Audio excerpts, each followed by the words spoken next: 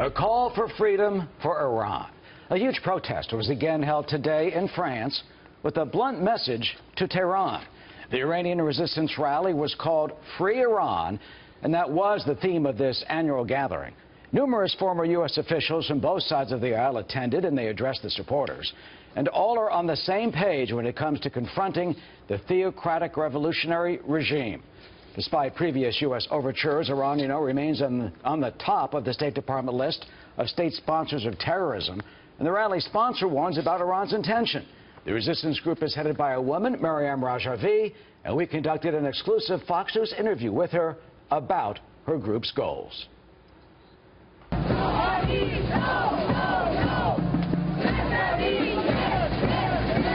As the largest Iranian opposition group, the National Council of Resistance of Iran holds its annual gathering outside Paris. There is new confidence that pressure on the Iran regime could finally lead to change.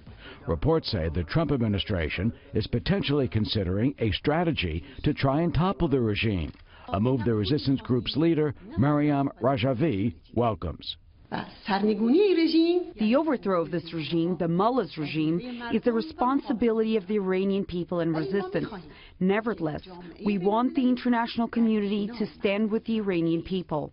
Rajavi tells Fox News that her group's activists have stepped up their opposition to the government and says a revolution against the theocratic regime could come from within. The Iranian resistance movement is in a new position and on the offensive in its showdown with the regime. Our resistance is an organized movement. The potential for an uprising exists within Iranian society. The Iranian people are discontented.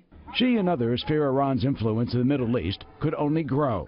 Tehran is said to be trying to create a so-called Iranian Shiite crescent, grabbing territory from its border through Yemen, Iraq, Syria, and Lebanon to obtain a foothold on the Mediterranean. Observers say the moves are intended to create a Shiite landmass that could give it a border with Israel. Mrs. Rajavi says the U.S. and its Arab allies need to push back. From the outset, we have rejected this reactionary and bellicose policy and seek amicable relations with the rest of our neighbors to confront this regime. The Islamic Revolutionary Guard Corps must be designated as a foreign terrorist group and evicted from the region. More sanctions need to be imposed on the regime. She is confident the forces of democracy and freedom will eventually prevail. I am optimistic for the people of Iran because the Iranian people reject the religious dictatorship. The Iranian people long for freedom and democracy, equality, and advanced society. Moreover, the Iranian people demand an overthrow of this regime.